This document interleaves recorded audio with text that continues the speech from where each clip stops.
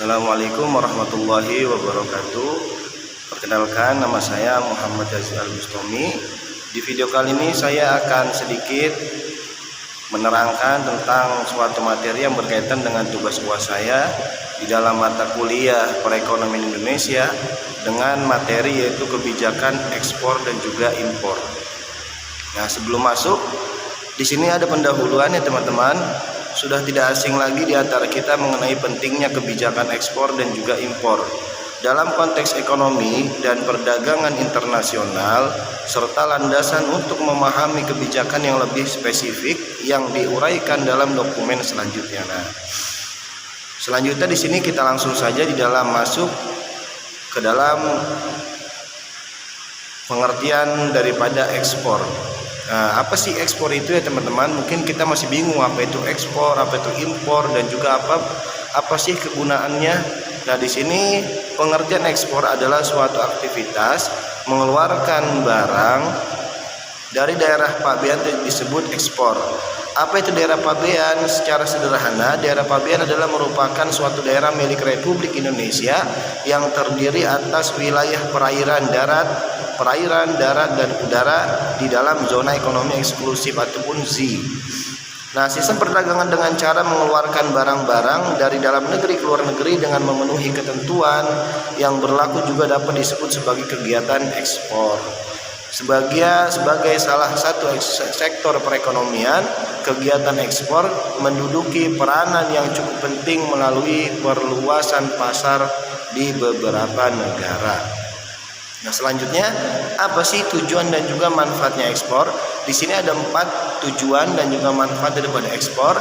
Yang pertama adalah mengendalikan harga produk, yang kedua adalah menumbuhkan industri dalam negeri, yang ketiga adalah menambah devisa negara, yang keempat adalah memperbanyak lapangan kerja.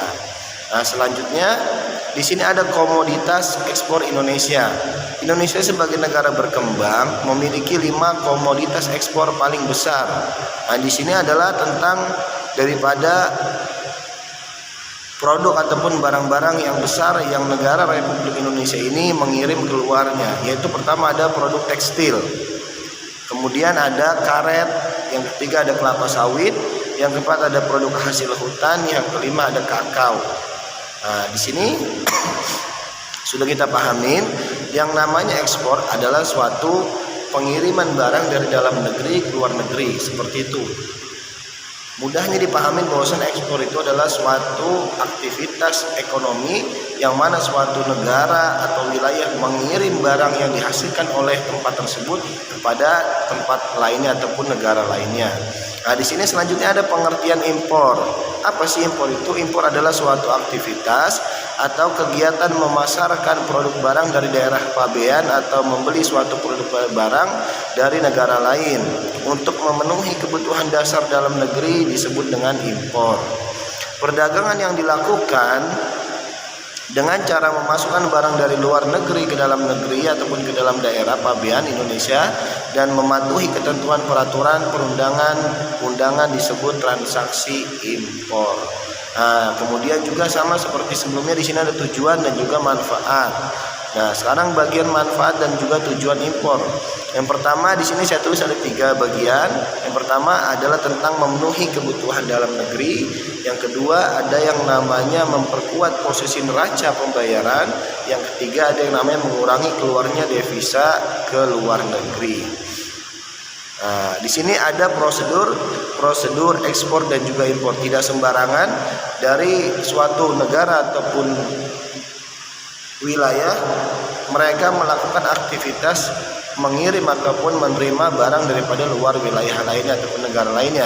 Di sini di dalam impor dan juga ekspor ada beberapa prosedur yang saya akan terangkan di sini, yang saya akan jabarkan. Yang pertama ada surat kontrak penjualan atau sales contract process. Yang kedua ada penerbitan surat jaminan pembayaran importir kepada eksportir atau letter of credit atau LC opening process. Nah, yang ketiga ada penerbitan dokumen pengapalan atau pengiriman atau cargo shipment process. Yang keempat ada pencairan dokumen pengapalan atau klaim atas barang yang sudah dibayarkan. Importer atau shipping dokumen negotiation process. Nah, selanjutnya setelah prosedur di dalam melakukan ekspor dan juga impor, di sini contoh kebijakan ekspor dan juga impor. Dalam perdagangan internasional terdapat beberapa kebijakan dalam kegiatan ekspor dan juga impor barang. Berikut contoh kebijakan ekspor dan impor sebagai berikut. Nah, di sini ada yang pertama ada politik dumping. Yang kedua ada kebijakan perdagangan bebas. Yang ketiga ada tarif. Yang keempat ada pembatasan kuota ekspor atau impor. Yang kelima ada subsidi ekspor. Nah, di sini dari semua materi uraian antara ekspor dan juga impor, inti sari daripada semuanya di sini ada kesimpulan secara keseluruhan kebijakan ekspor dan juga impor harus dirancang secara hati-hati untuk mencapai keseimbangan antara melindungi kepentingan nasional dan memanfaatkan peluang pasar global. Mungkin sekian dari saya, kurang lebihnya mohon maaf. Assalamualaikum warahmatullahi wabarakatuh.